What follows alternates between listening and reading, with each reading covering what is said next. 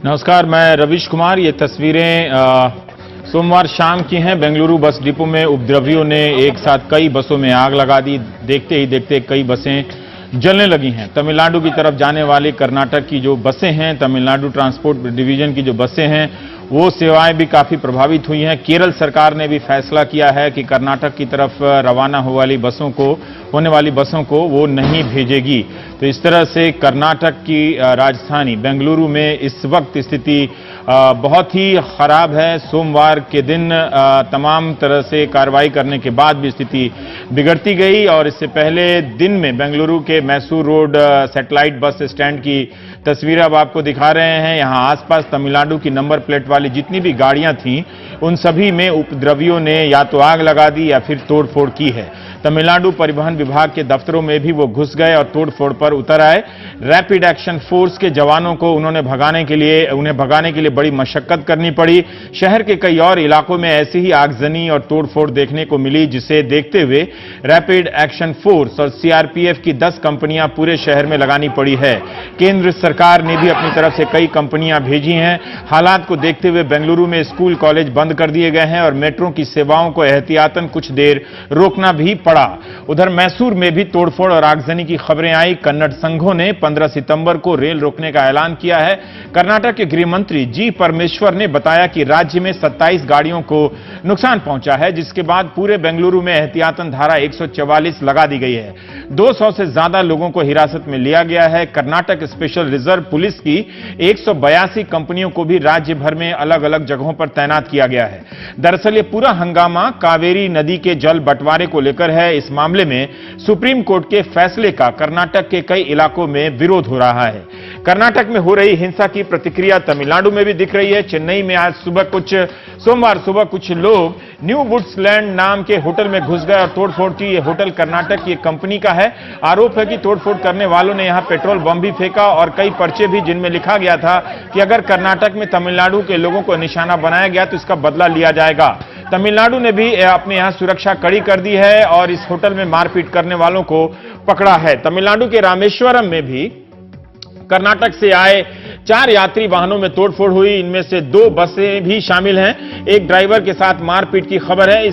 इन सबको देखते हुए कर्नाटक ने तमिलनाडु के लिए अपनी बस सेवाएं रोक दी हैं। इस हिंसा का असर टीवी चैनलों पर भी दिखने लगा है। कर्नाटक में कई जगह तमिल भाषा के चैनलों पर रोक लगा दी गई है, तो तमिलनाडु के कई शहरों में कन्नड़ भाषा के चैनलों पर रोक लगा दी गई है। एक और तमिलनाडु और कर्नाटक में यह हंगामा चल रहा था। उधर दिल्ली में बैठक भी हो रही थी अधिकारियों की। तभी सुप्रीम कोर्ट में ईद की छुट्टी के दिन भी कर्नाटक की याचिका पर विशेष सुनवाई चलने लगी।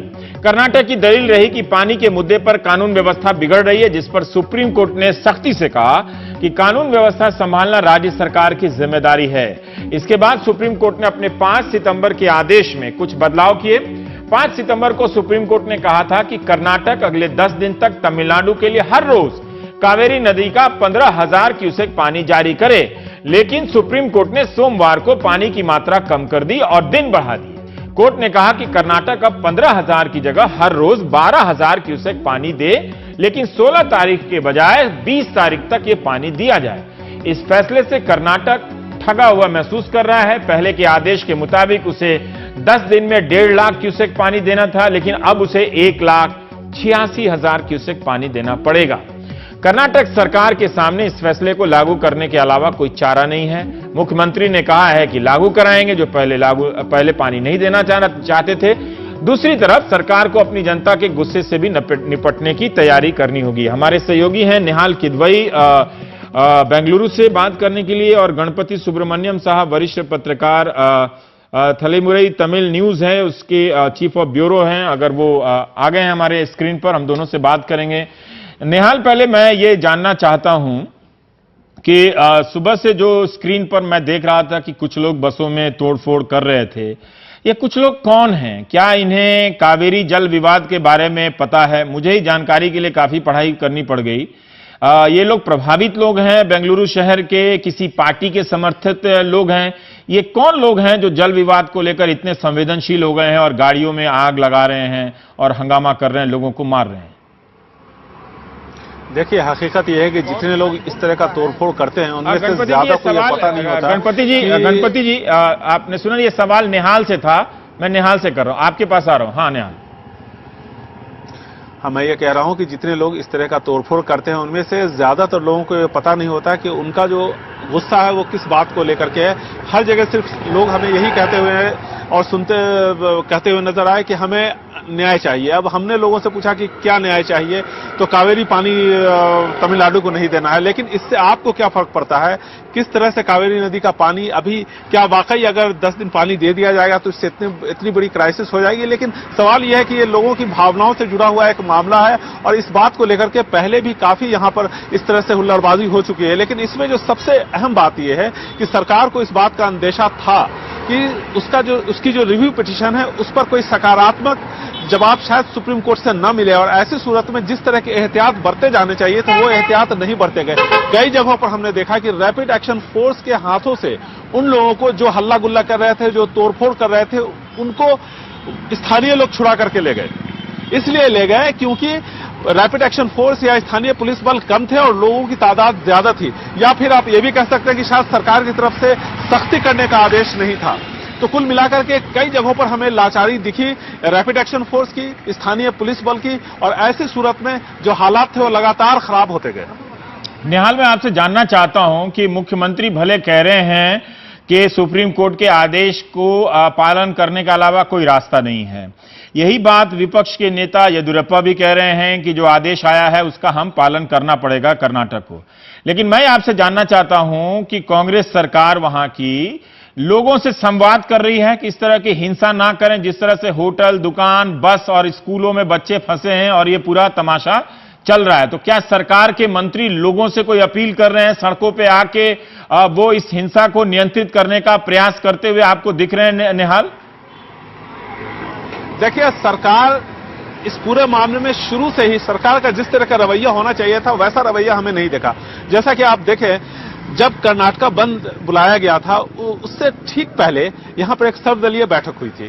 सर्वदलीय बैठक में कन्नड़ा संघों को बुलाना चाहिए था। वो कन्नड़ा संघ जिनके कहने पर ऐसे बंद होते हैं, इस तरह से हल्ला गुल्ला मचता है, लोग उनकी बातों को मानते हैं। उनके सबसे बड़े नेता हैं यहां पर वाटल नागराज, वो कभी विधायक भी हुआ करते थे और काफी प्रभावशाली नेता है। तो सरकार ने उनके साथ बातचीत नहीं की। यानी जिन लोगों के साथ आम लोगों की भावनाएं जुड़ी हैं, जो प्रो कन्नड़ा संघ जो लोग चलाते हैं, ऐसे कई सारे ऑर्गेनाइजेशन हैं जिनके सबसे बड़े नेता हैं, उनको भी बातचीत में शायद कहीं ना कहीं, अगर सर्वदलीय बैठक में नहीं तो कोई दूसरे स्तर पर उनसे बातचीत करनी चाहिए, उसकी एक पहल करनी चाहिए, और सरकार ने यह पहल नहीं की। तो सीधा रमैया सरकार की कहीं ना कहीं पे इसमें एक फेल्योर जरूर साफ तौर पर हमें दिख रहा है, जिसकी वजह से ये जो हालात इस बार बिगड़े हैं वो इसके लिए सीधे तौर पर आप कह सकते हैं कि सरकार की लापरवाही कहीं ना कहीं जिम्मेदार है। ठीक है गणपति जी, मैं ये जानना चाहता हूं कि अभी कर्नाटक का फैसला है, तमिलनाडु में भी लोगों की स्थिति, कन्नडिगा जो लोग हैं, वुडलैंड्स होटल है, वहां पर भी इस तरह की हिंसा हुई है।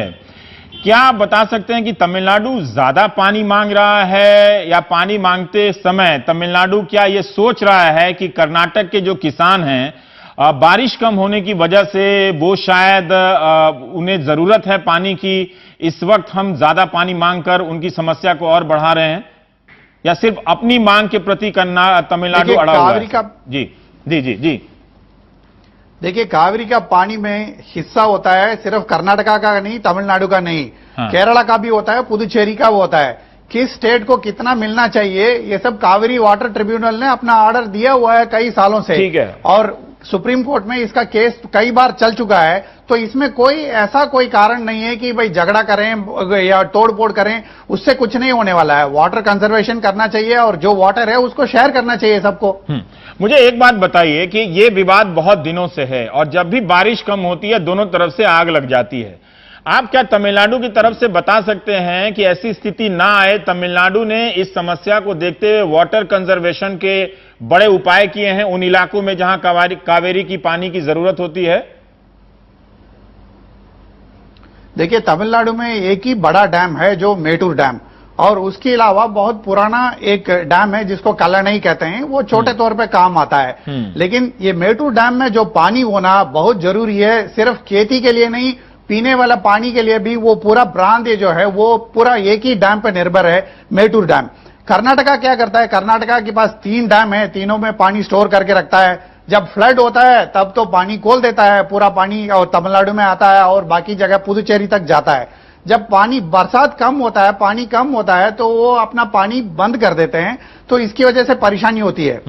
बरसात कम होता है तब भी पानी को शेयर करना चाहिए, यही तमिलनाडु का मुद्दा है। यही कोर्ट में बार बार अभी केस चलता रहता है। इस बार भी जो है तमिलनाडु ने सुप्रीम कोर्ट में पिटीशन लगाया था और सुप्रीम कोर्ट ने बोला कर्नाटका को पानी छोड़ो। इसमें मारपीट शुरू हो गई है और मारपीट से क्या होगा, पानी थोड़ी और आ जाएगा, इससे तो कुछ नहीं होने वाला है। कोर्ट ने जो है ऑलरेडी जो फार्मूला डिसाइडेड है उसके हिसाब से ही पानी दे रहा है। दोनों राज्यों में अगर कोई दर्शक दक्षिण भारत के लोग हिंदी चैनल देख रहे हैं तो हम अपील ही करेंगे कि हिंसा का यह रास्ता छोड़ दें। निहाल, आप संक्षेप में बता सकते हैं क्या कि कर्नाटक में पानी का जो संकट है वो कितना वास्तविक है, बेंगलुरु में कितना वास्तविक है और ग्रामीण इलाकों में जहां की जानकारी मुझे बिल्कुल नहीं है, वहां पानी का संकट इसके कारण कितना गहराया हुआ है जिसे लेकर लोग उत्तेजित हैं? देखिए, आमतौर पर इस मौसम में कर्नाटक में जो 4 डैम्स हैं, उन 4 डैम्स का जो जल स्तर है वो 90,000 टीएमसी फुट होना चाहिए। अभी वो तकरीबन 46,000 टीएमसी फुट के आसपास है। इसका मतलब ये हुआ कि हर साल जो इन डैम्स में, इन जलाशयों में का जो स्तर होता है वो आधा है। और अब मानसून यहां पर कर्नाटक में खत्म हो चुका है, लेकिन तमिलनाडु में मानसून खत्म नहीं हुआ है, वहां मानसून चल रहा है। ऐसी सूरत में जो सेंट्रल कर्नाटक है वहां पर न सिर्फ पीने के पानी की समस्या खड़ी हो जाएगी, बल्कि जो कृषि के लिए, जो सिंचाई के लिए जो इस पानी का इस्तेमाल होता है उन लोगों को भी परेशानी होगी। और इसी बात को लेकर के कर्नाटक के किसान अपनी बात आगे रख रहे हैं, वो अपना गुस्सा दिखा रहे हैं। लेकिन यहां पर एक सबसे बड़ी बात यह है कि कर्नाटक सरकार और तमिलनाडु सरकार आपस में बात करती है, वो क्या बात करती है, किस तरह से अपने पक्ष को रखती है कावेरी वाटर डिस्प्यूट ट्राइब्यूनल के सामने कि किसी की बात बनती है, किसी की बात कभी नहीं बनती है और फिर इस तरह से तकरार होता है। इसमें जो प्रभावित लोग हैं वो है दोनों राज्यों के किसान। उन संगठनों को आपस में बैठ के इस मामले को समझाने के लिए, इसको सुलझाने के लिए कभी किसी ने कोशिश नहीं की है। अगर इन संगठनों को आपस में बैठ करके बातचीत करने का मौका दिया जाए तो शायद कहीं न कहीं ये मामला सुलझ जाए। निहाल ने एक बात कही है कि दोनों राज्यों के जो प्रभावित किसान हैं इनके यूनियन के आपस में संवाद, डायलॉग नहीं कराए जाते हैं। नेता आपस में मिलते हैं, अपनी कॉन्स्टिट्यूएंसी को लेकर पॉलिटिक्स करते हैं। क्या निहाल के इस तरीके से कोई रास्ता निकल सकता है कि किसानों का किसानों से संवाद कराया जाए? ये बिल्कुल सही बात है। कर्नाटक में तो प्रोटेस्ट अभी हो रहा है, तमिलनाडु में प्रोटेस्ट 2 महीने से किसानों का प्रोटेस्ट लगातार चल रहा है। वो लोग कह रहे थे कि भाई पानी खोलो, पानी खोलो, और ये लोग कहते हैं कि पानी ना खोलो। तो ये तो दोनों का जो है आपसी में ये सब टकराव होता ही है। तो आप बातचीत करने पे थोड़ा बहुत सुलझा सकते हैं, लेकिन उससे ज्यादा जरूरी है कि पानी का जो है यूज कम किया जाए। ज्यादा पानी इस्तेमाल करके आप गन्ना और इस तरह का जो खेती लगाते हैं, उससे अच्छा कम पानी इस्तेमाल वाला आप दूसरा तरह का जो खेतियां वो शुरू करिए। आप फ्रूट्स का, वेजिटेबल्स का करिए, उससे जो है लोगों का जो है फायदा भी होगा, मुनाफा भी होगा। कर्नाटक के किसानों को दे रहे हैं या तमिलनाडु वालों को भी दे रहे हैं ये सुझाव जो आपने दिया कि कम पानी जिसमें लगे, दोनों के लिए?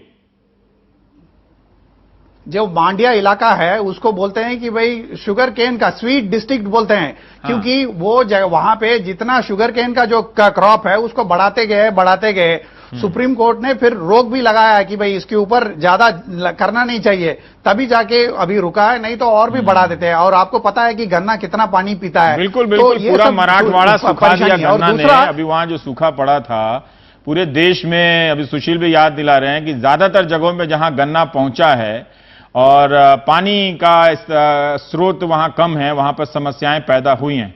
बहुत बहुत शुक्रिया आप सभी का। हम उम्मीद करते हैं कि दोनों तरफ के लोग भावुकता से अलग हटकर कम से कम इस हिंसा के रास्ते पर न जाएंगे।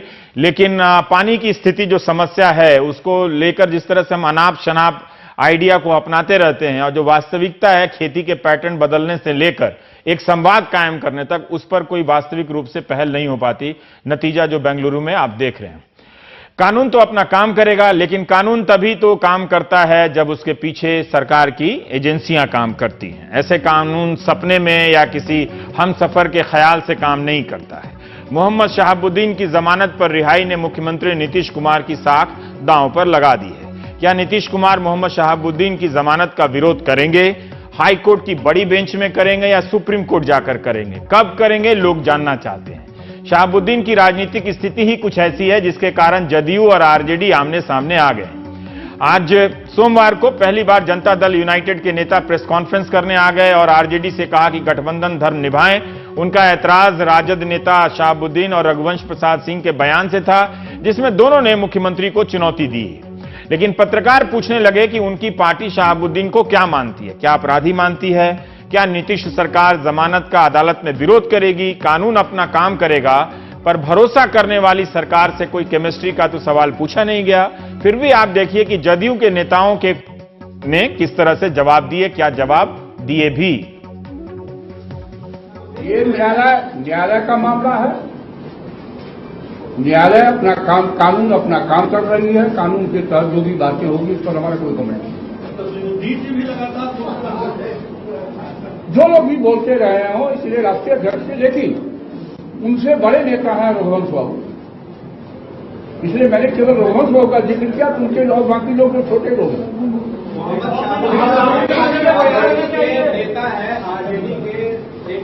मुझे नहीं मालूम, मुझे नहीं मालूम, मुझे नहीं मालूम। तो आप जो बात कह रहे हैं मैंने सुना नहीं है। मैंने कहा कि वो जो सैकड़ों लोग राज्य में, जब हम लोग राज चला रहे, सैकड़ों लोग जेल जाते हैं, जेल से निकलते हैं, अपनी पीड़ा को लोगों के बीच में कहते हैं। अब मर्जी है उनकी, अपनी उन पर क्या कमेंट हो सकता है? वो एग्री पर्सन है, उसको कोई कमेंट नहीं। लगाने के लिए सिफारिश करेगी सरकार। अगर अनंत सिंह पे सीसीए लग सकता है तो शहाबुद्दीन पे क्यों नहीं? कानून अपना काम करेगा। आप लोग कानून अपना काम करेगा। कानून अपना काम, मैं कह रहा हूँ कानून अपना काम करेगा। कानून में ट्रायल नहीं हुआ, जिस कारण से बेल हुआ। नहीं, आप न्यायिक प्रक्रिया को ठीक से उसकी जानकारी ले लीजिए। कानून अपना काम करेगा। आपकी सरकार है, आपकी सरकार शहाबुद्दीन के जमानत के खिलाफ सुप्रीम कोर्ट जाए। नून है कानून की, कानून अपना काम करेगा, पानी में डाल देंगे तो नमक पानी में घुल जाएगा। अजीब जवाब है।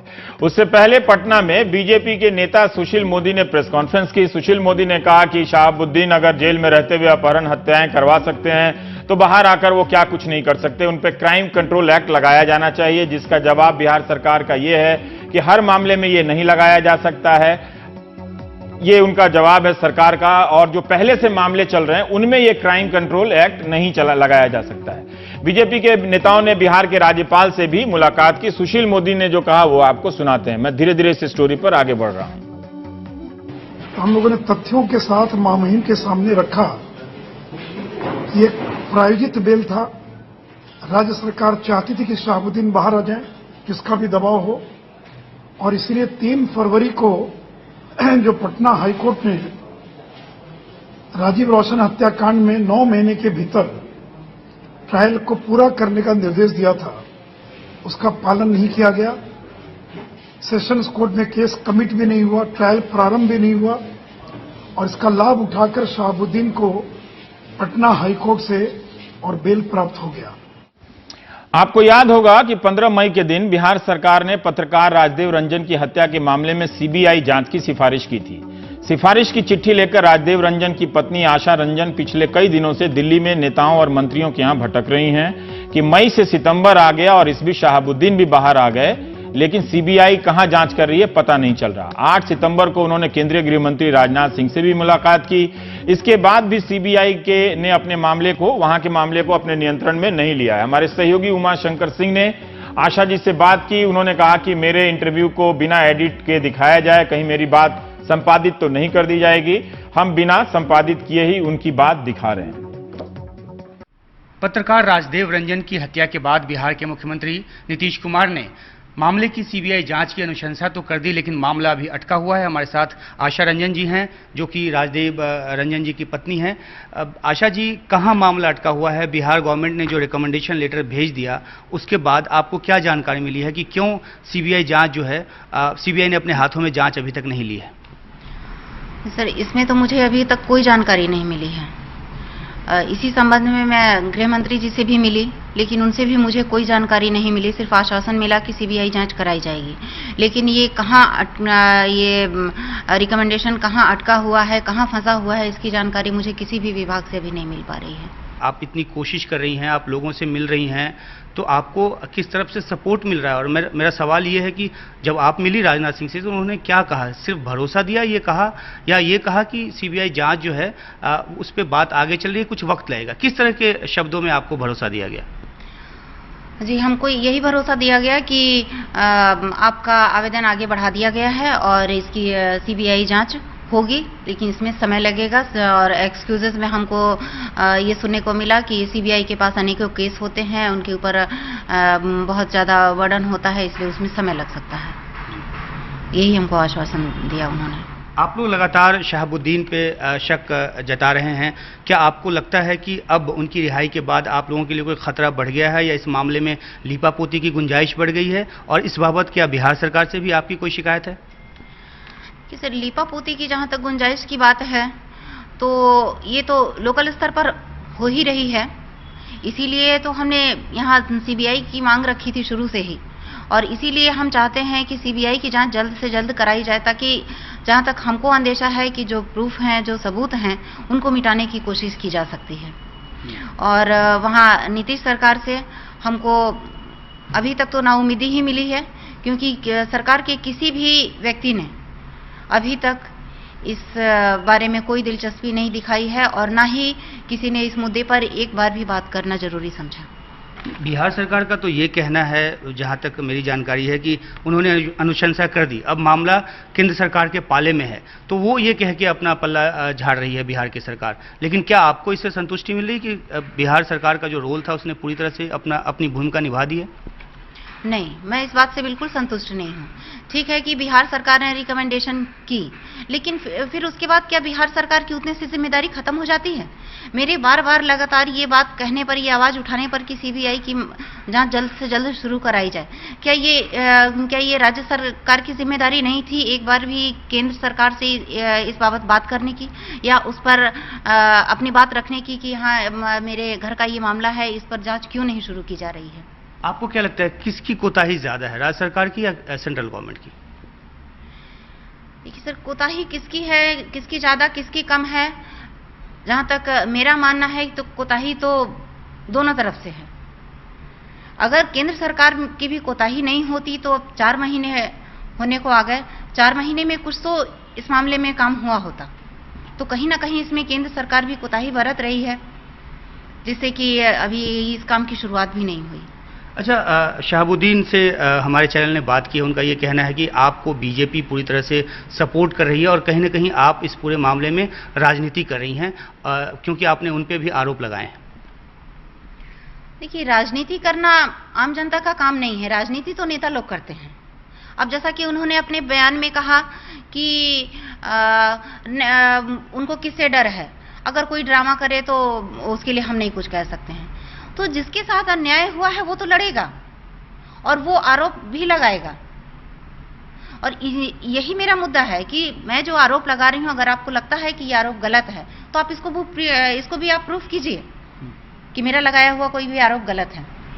शहाबुद्दीन की रिहाई के बाद आपको मैंने पूछा कि खतरा आपको लगता है कि बढ़ गया आप पे, और आपको मुश्किलात ज्यादा आ सकती है?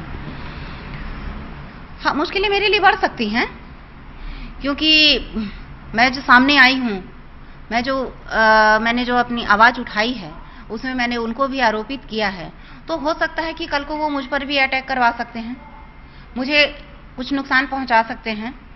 ये बात हो सकती है, लेकिन इसका मतलब ये नहीं है कि मैं उस अन्याय के लिए मैं लड़ूंगी नहीं, उस अन्याय के खिलाफ मैं लड़ना तो नहीं छोड़ूंगी। और जहां तक कि सीबीआई के मैटर पर ये शहाबुद्दीन जी ने कहा कि जहां तक मुझे जानकारी मिली है कि सीबीआई को रिकमेंडेशन जो किया गया था, सीबीआई ने पढ़ करके और उसको रिफ्यूज कर दिया। तो मैं एक ही बात पूछना चाहूंगी कि जिस चीज की जानकारी, जिस बात की जानकारी उससे संबंधित विभाग मुझे नहीं दे पा रहा है, उससे संबंधित मंत्रालय मुझे नहीं दे पा रहा है, जेल में बैठकर उस शख्स ने उस चीज की जानकारी कैसे हासिल की और उसका इसमें क्या इंटरेस्ट था? अगर उसका इस मर्डर से कोई लेना देना नहीं था उसमें इनका कोई हाथ नहीं था, कोई लेना देना नहीं था, तो फिर ये सारी जानकारियां ये क्यों एकत्रित कर रहे थे जेल में बैठकर? जी, और आप वही आरोप लगा रहे हैं कि आप बीजेपी के सपोर्ट के साथ जो है वो पॉलिटिक्स कर रही हैं। नहीं, पॉलिटिक्स हम नहीं कर रहे हैं, क्योंकि देखिए हमको राज्य सरकार से सपोर्ट नहीं मिला, तो हमको अपनी लड़ाई लड़ने के लिए तो सपोर्ट चाहिए जी। तो जो मुझे सपोर्ट करने के लिए तैयार है मैं उसका सपोर्ट लूंगी, वो चाहे कोई भी हो, वो चाहे बीजेपी हो या कोई अदर पार्टी हो। तो मैं तो इस बारे में तो ये सवाल मैं राज्य सरकार से करना चाहूंगी कि उन्होंने मुझे सपोर्ट क्यों नहीं किया, क्यों मुझे जरूरत पड़ी अदर पार्टी की। आपका प्लान ये भी है कि आप कानून मंत्री से मिलें और प्रधानमंत्री से भी मिलने की आपकी मंशा है? जी, मैंने प्रधानमंत्री जी के यहाँ भी और कानून मंत्री जी के यहाँ भी मैंने लिखित में आवेदन दिया है, उनसे समय मांगा है। जैसे ही समय मिलेगा मैं उनसे भी मुलाकात करूंगी और उनके सामने भी ये सारी बातें रखूंगी। शुक्रिया। तो ये आशा रंजन जी, जिनकी लड़ाई लंबी है, अभी लड़ाई शुरू नहीं हुई है। लड़ाई अभी इस बात की हो रही है कि मामले की जांच सीबीआई करे, और जब सीबीआई जांच करके जो आरोपी हैं, जो असल दोषी हैं, उन तक पहुंच पाएगी, तब जाके इनकी जो लड़ाई है वो पूरी होगी। अभी लड़ाई सिर्फ इस बात की है कि मामला सीबीआई खुद अपने हाथों में लेकर जांचे, और इसलिए ये राज्य सरकार से लेकर केंद्र सरकार पिलर टू पोस्ट जो है वो दौड़ रही हैं। दिल्ली में कैमरा पर्सन कानन पात्रा के साथ उमाशंकर सिंह, एनडीटीवी इंडिया। मुख्यमंत्री नीतीश कुमार और बीजेपी और केंद्र सरकार तीनों को आशा देवी के सवालों का जवाब देना चाहिए कि 15 मई को जब सीबीआई जांच की सिफारिश हो गई थी तो सीबीआई ने टेक ओवर क्यों नहीं किया इस केस का? क्या सीबीआई हर मामले की सिफारिश के बाद 4 से 6 महीने का वक्त लेती है टेक ओवर करने में? क्या बीजेपी के नेताओं ने इसके लिए हंगामा किया, जबकि आशा देवी को मदद ही बीजेपी के एक नेता कर रहे हैं दिल्ली तक लाने में, लेकिन फिर भी उनकी पार्टी ने हंगामा किया कि सीबीआई तुरंत इसको टेक ओवर करे क्योंकि इसमें शहाबुद्दीन का नाम है, ये एक अच्छा मौका है, अगर ठीक से जांच हो जाए तो हम उन तक पहुंच सकते हैं। क्या मुख्यमंत्री नीतीश कुमार की तरफ से हंगामा किया गया कि सीबीआई जांच नहीं कर रही है, देरी हो रही है? पत्रकार राजदेव रंजन के मामले में जो एफआईआर दर्ज हुई है, और उनके अखबार को भी आप देख सकते हैं हिंदुस्तान को पलट के कि उनमें कितना हेडलाइन छपा कि सीबीआई जांच में देरी हो रही है। जो जानकारी आ रही है कि एफआईआर में शहाबुद्दीन का नाम नहीं है। हमारी सहयोगी निधि कुलपति ने जब बहस के दौरान अपने शो में बीजेपी के सांसद गोपाल नारायण सिंह से पूछा तो जिस तरह से जेडीयू के नेता जवाब दे रहे थे पत्रकारों के सवालों का, देखिए कि गोपाल नारायण सिंह जी जो सांसद हैं वो क्या कुछ अलग जवाब दे पा रहे हैं निधि कुलपति के सवालों का। 15 मई को बिहार सरकार ने राजदेव रंजन हत्याकांड में सीबीआई इंक्वायरी की संस्तुति की।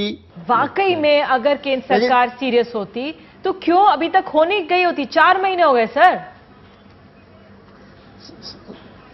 देखिए निधि जी, सरकार का अपना काम कर रहा है, अपना सरकार कर रही है, लेकिन हमारा प्रश्न ये है कि नीतीश जी या लालू जी दोनों मिलकर बिहार में शहाबुद्दीन को निकालने के लिए आज जिस तरह से वकील का नौटंकी किया, लोग उनके मन मुताबिक। नहीं सर, दोनों सरकारें काम नहीं कर रही हैं।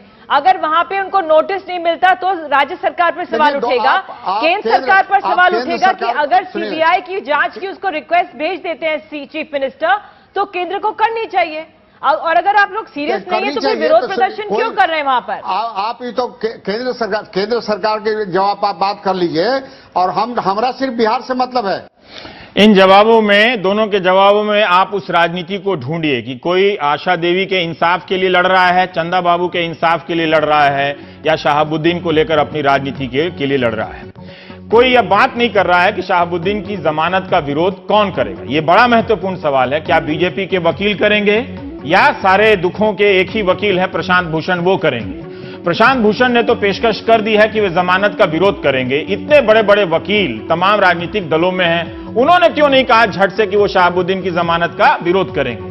वो आगे आ गए, लेकिन कोई बड़े वकील चुप रह गए। बीजेपी से भी तमाम वकील जुड़े हैं, पार्टी में भी हैं और सहानुभूति रखने वाले में भी हैं। इस तरह से क्या शहाबुद्दीन के बाहर आने का सभी को इंतजार था? शहाबुद्दीन को लेकर न्यायपालिका की भूमिका को भी देखना चाहिए और सवाल करना चाहिए। इसका जवाब मिलना चाहिए कि क्या यह बात सही है कि हाईकोर्ट का नोटिस जेल में बंद शहाबुद्दीन को सर्व नहीं किया गया कई साल तक, जिसके कारण कई मामलों में ट्रायल अंजाम तक नहीं पहुंचा। हाईकोर्ट को भी बताना चाहिए और इस पर राज्य सरकार के कानून मंत्री को भी जवाब देना चाहिए। राजनीति अपनी जगह है, लेकिन सवाल सही तरीके से पूछा जाना चाहिए। अन्य नागरिकों की तरह शहाबुद्दीन को भी सुप्रीम कोर्ट से फैसले आने तक जमानत पर बाहर आने का अधिकार है। यहां तक राज्य सरकार की बात सही है, लेकिन राज्य सरकार बताए कि क्या यह बात सही है कि शहाबुद्दीन को हाईकोर्ट का नोटिस सर्व नहीं हुआ? अगर नहीं हुआ तो इसके लिए कौन जिम्मेदार है? जेलर, कानून मंत्री या सरकार के वकील या फिर वहां लोअर कोर्ट के अधिकारी? किसने क्या कार्रवाई की? राज्य सरकार और जनता दल यूनाइटेड के नेताओं की यह बात ठीक लगती है कि सुप्रीम कोर्ट के फैसला आने तक उन्हें किसी को जमानत मिल सकती है, लेकिन भीड़ के दबाव में कानून की इस तय प्रक्रिया से छेड़छाड़ नहीं होनी चाहिए। मगर यह भी तभी नहीं होगा जब लोग सही सवाल पूछेंगे। पहला, कि बाकी मामलों में तेजी लाने के लिए मुख्यमंत्री नीतीश कुमार क्या करने वाले हैं? जमानत का विरोध करने के लिए मुख्यमंत्री नीतीश कुमार क्या अपील करने की सोच रहे हैं? अगर सोच रहे हैं तो उनके जवाब का इंतजार करना चाहिए। जिन मामलों में ट्रायल कोर्ट में सजा हुई है, उन मामलों की हाई कोर्ट में क्या प्रगति हुई है? क्या उनमें तेजी लाई जा रही है? अगर जल्दी सुप्रीम कोर्ट से सुनवाई नहीं हुई तो जमानत पर बाहर आने से किसी को कोई भी नहीं रोक सकता है। क्या उनके बाहर आने का सभी इंतजार कर रहे हैं ताकि राजनीति हो? अगर सब सीरियस हैं तो दिल्ली आकर पत्रकार राजदेव रंजन की पत्नी को क्यों भटकना पड़ा? चंदा बाबू के सवालों का जवाब किसी के पास नहीं है। उनकी तस्वीर सबको स्तब्ध कर देती है। शहाबुद्दीन को लेकर गठबंधन दांव पर है। सवाल है कि दांव पर कौन लगा रहा है, किसके लिए लगाया जा रहा है? शहाबुद्दीन के बाहर आने की राजनीति से किस किस को फायदा है? अगर शहाबुद्दीन के अनुसार नीतीश कुमार परिस्थितियों के मुख्यमंत्री हैं तो क्या बिहार में परिस्थितियां बदल रही हैं? इसका जवाब सिर्फ और सिर्फ नीतीश कुमार के पास है। आप उन पर नजर रखिए। यह जवाब नहीं है कि उनके पास फालतू चीजों पर ध्यान देने का वक्त नहीं है। शहाबुद्दीन अगर फालतू होते तो जदयू के नेता प्रेस कॉन्फ्रेंस कर लालू पर गठबंधन धर्म निभाने की जिम्मेदारी नहीं डालते। कुछ सवाल लालू यादव से भी होनी चाहिए। इतनी राजनीति तो हम भी समझते हैं, आप तो खैर समझते ही होंगे। ब्रेक ले लेते हैं।